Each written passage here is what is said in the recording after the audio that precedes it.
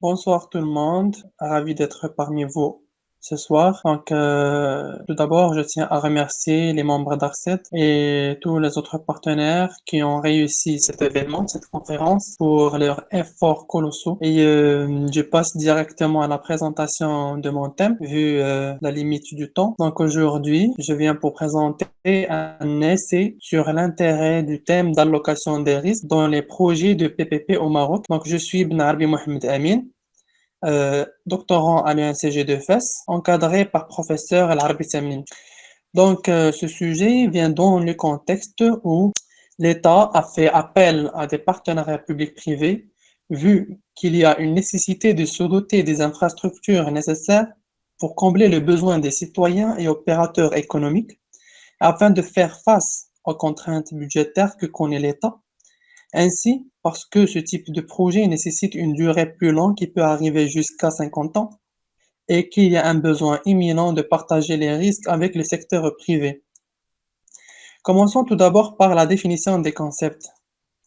Partenariat public-privé, selon la loi 86-12 relative au partenariat public-privé, c'est un contrat de durée déterminée de 5 à 50 ans par lequel une personne publique confie à un partenaire privé la responsabilité de réaliser une mission globale de conception, de financement de tout parti, de construction ou de réhabilitation, de maintenance et ou d'exploitation d'un ouvrage ou infrastructure ou de prestation de services nécessaires à la fourniture d'un service public. On peut donner comme exemple de projets de partenariat public-privé le port Tanger Med ou encore l'Université internationale de Rabat. Allocation des risques. Allouer un risque, c'est le mettre dans la zone qui va le maîtriser le mieux.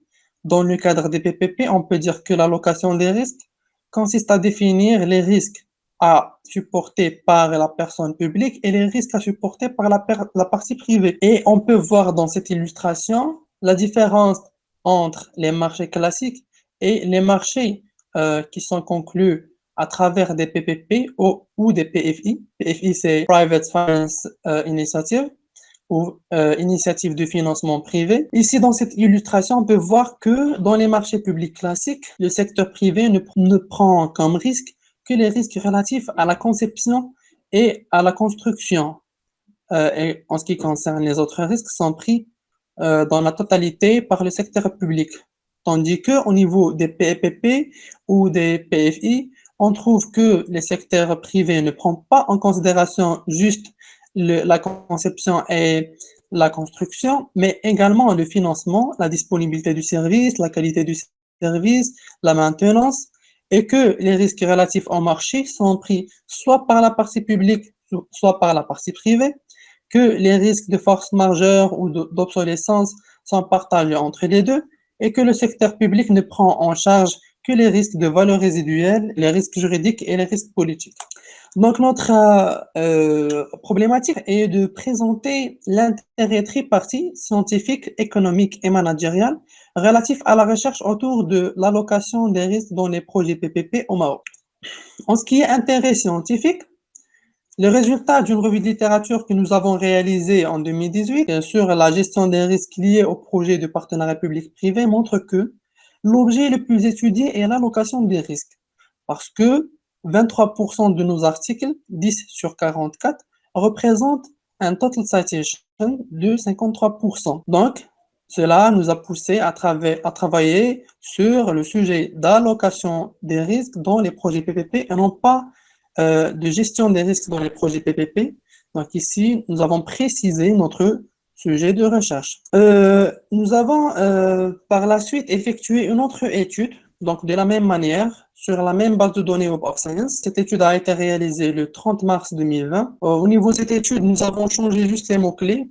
Le mot allocation des risques a été à la place du mot gestion des risques. Les projets PPP, reste le même. Nous avons trouvé les résultats suivants. Nous avons trouvé 34 articles. Au niveau des articles qui ont été publiés entre 2009 et 2019.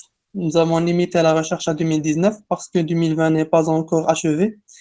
Donc, nous avons trouvé qu'il y a une tendance haussière de publication des articles même si le nombre des articles reste minime par rapport aux articles publiés dans d'autres domaines. Donc, on trouve que, par exemple, le nombre des articles le plus haut est celui de 2019, avec 7 articles. D'après cette même recherche, il y avait le classement des publications sur ce sujet. Donc, nous avons classé les pays qui ont publié le plus sur cette thématique et nous avons trouvé que la Chine représente donc la plupart des études réalisées et que l'Australie vient par la suite. Mais la remarque qui a attiré notre attention, c'est qu'il n'y a aucun article d'un auteur marocain, ce qui représente pour nous un gap structurel et ce qui corrobore notre position quant au travail sur ce sujet. En ce qui est intérêt économique, donc, ce qui nous pousse à travailler sur ce sujet, c'est que même l'État donc, a intérêt de traiter ce sujet parce que les partenariats publics-privés, c'est quelque chose de nouveau. Il y avait la création de la loi en 2015. Donc, ce qui a poussé l'État à créer un guide pour les contrats de PPP, c'est un manuel de bonnes pratiques. Ce guide a été créé en 2017, c'est une version de 2017. Donc déjà, la création de ce guide montre qu'il y a un intérêt sur cette thématique. Selon ce guide, deux points fondamentaux différencient les PPP de la concession gestion déléguée, à savoir la rémunération du privé en partie ou en totalité par la personne publique ainsi que le partage des risques. Et là, nous soulignons le partage des risques. En effet, un partage adéquat des risques dans un projet de partenariat est au cœur de la mise en œuvre des PPP selon la même source. Selon les articles étrangers, nous trouvons par exemple qui a dit qu'il est important de répartir les risques et que la répartition soit clairement communiquée et comprise entre les parties et que les organismes des secteurs publics et privés doivent accorder une attention particulière au processus de passation des marchés lors de la négociation des contrats afin d'assurer une répartition équitable, et là je souligne équitable des risques tout au long de cette période de projet. Il y a une autre étude de Chou et de Paramouda Wardani qui dit que la plupart des échecs des projets PVP résultent que de l'allocation des risques de manière inappropriée et du manque d'informations sur les facteurs clés du succès dans des pays spécifiques. Et donnons enfin un autre exemple d'usine qui a souligné, ainsi que ses co-auteurs, que les modèles existants négligent l'importance de la répartition des risques dans la signature et le maintien des contrats à long terme. Pour ces auteurs, les risques financiers devraient être répartis de manière plus égale, et si on voit l'équitabilité entre les gouvernements et les investisseurs privés. En ce qui est intérêt managérial, nous avons 3 points essentiels. C'est qu'il y a le projet de loi, de la loi numéro 86/12, qui a stipulé que les contrats des PVP requièrent la nécessité de disposer d'expertise de haut niveau pour les différentes dimensions techniques, juridiques et financières, et ce pour assurer un véritable équilibre dans la gestion du contrat entre les deux parties. Le deuxième point, c'est que selon une note de présentation du projet modifiant et complétant la loi numéro 86/12, il a été précisé que l'opérationnalisation de cette loi reste en deçà des ambitions et cela a pour principale raison l'appréhension ou l'incompréhension de ce nouveau mode de gestion.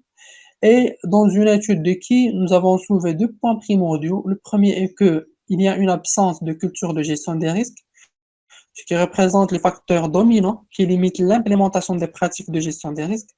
Et le second est que le niveau des expériences des managers des risques est médiocre ou même très faible. En conclusion, nous pouvons dire que le sujet d'allocation des risques dans les projets PPP au Maroc gagne en importance sur tous les niveaux scientifiques, économiques et managériels et même social, et que l'État marocain a exprimé à travers ses autorités le besoin de ce genre de partenariat, vu les divers avantages qu'il représente, ainsi qu'il y a une lenteur dans l'opérationnalisation de ce mode de gestion de la commande publique et que ce type de partenariat nécessite une allocation équitable des risques afin de répondre aux objectifs, que ce soit financiers, techniques et managériels, et que les recherches récentes menées dans ce sens ont expliqué qu'il faut accorder plus d'importance à la répartition des risques à long terme que de s'intéresser seulement à des indicateurs financiers. C'est pourquoi, pour moi, c'est intéressant de traiter ce sujet, puisque selon le point de vue scientifique, économique et managérial, nous trouvons qu'il est intéressant. Je vous remercie de votre attention et je vais mettre à votre disposition donc les ressources bibliographiques que j'ai utilisées pour faire cette recherche.